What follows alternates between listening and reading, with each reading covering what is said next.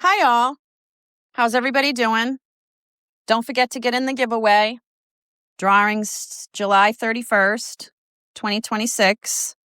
You just got to go over to my website, follow and share, and then click on my email link and tell me where you're listening from and what you're manifesting.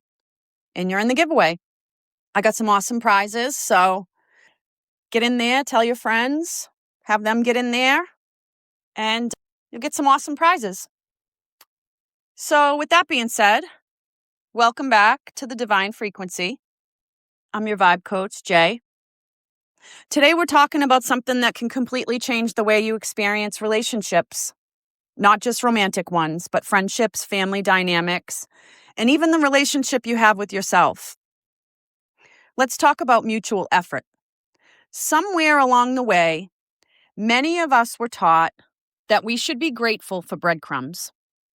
That if someone texted back eventually, showed up once in a while, or gave us just enough attention to keep us hoping, that was something to celebrate. But here's the real truth. Mutual effort isn't something extraordinary. It's the bare minimum. Healthy relationships aren't built by one person carrying all the weight. They're built by two people choosing each other. If you're always the one checking in, always making plans, always apologizing, always understanding, always giving the benefit of the doubt, you're not in a mutual relationship. You're maintaining one by yourself. Love isn't measured by how much you're willing to sacrifice yourself. I've learned that the hard way. It's measured by consistency, respect, honesty, and reciprocity. One of the hardest lessons on a healing journey is realizing that over-functioning doesn't create connection. It creates imbalance, exactly the opposite.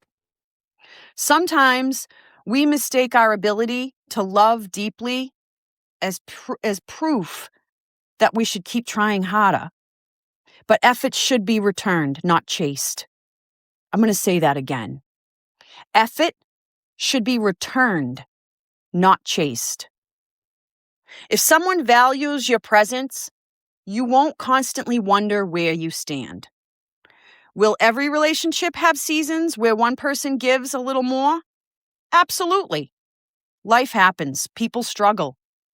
But there's a difference between temporary imbalance and a permanent pattern where one person carries everything.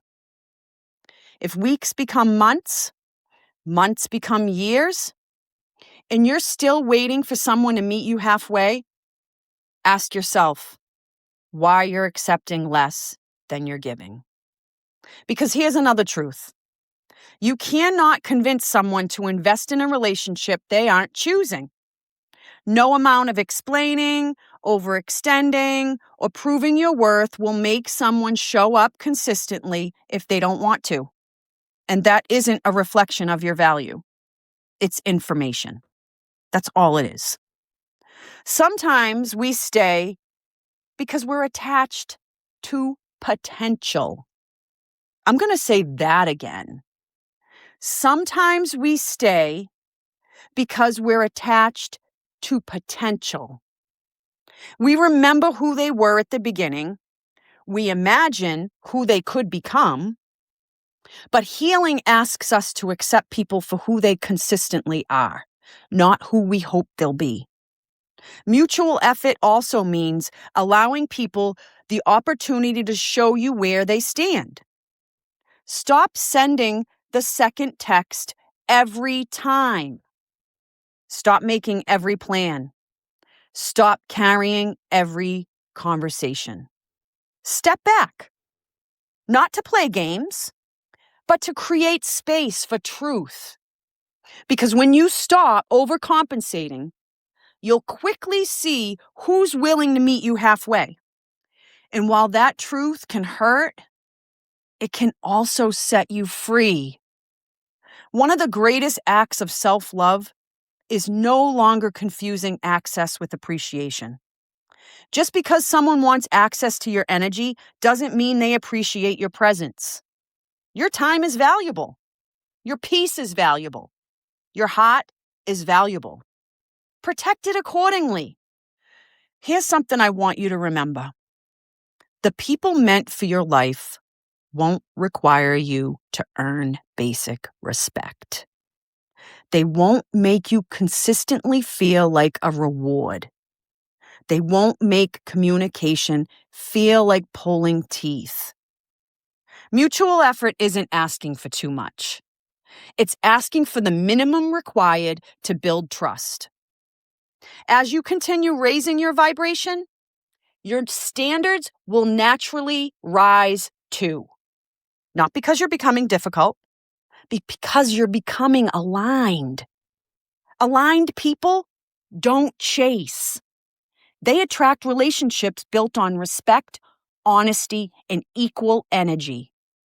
So if you've been asking whether you're asking for too much, you're just probably asking the wrong people. I want to leave you with an affirmation. Write this down. I no longer settle for one-sided connections. I deserve relationships where effort flows both ways. I release the need to chase what is meant to meet me halfway. Journal prompts. What am I chasing that isn't giving mutual energy? Who am I seeing potential in, but not seeing the truth? Thank you for spending time with me today. Stop chasing breadcrumbs. Until next time, protect your peace, trust your intuition, don't fall in love with potential, take care of yourself, and take care of each other.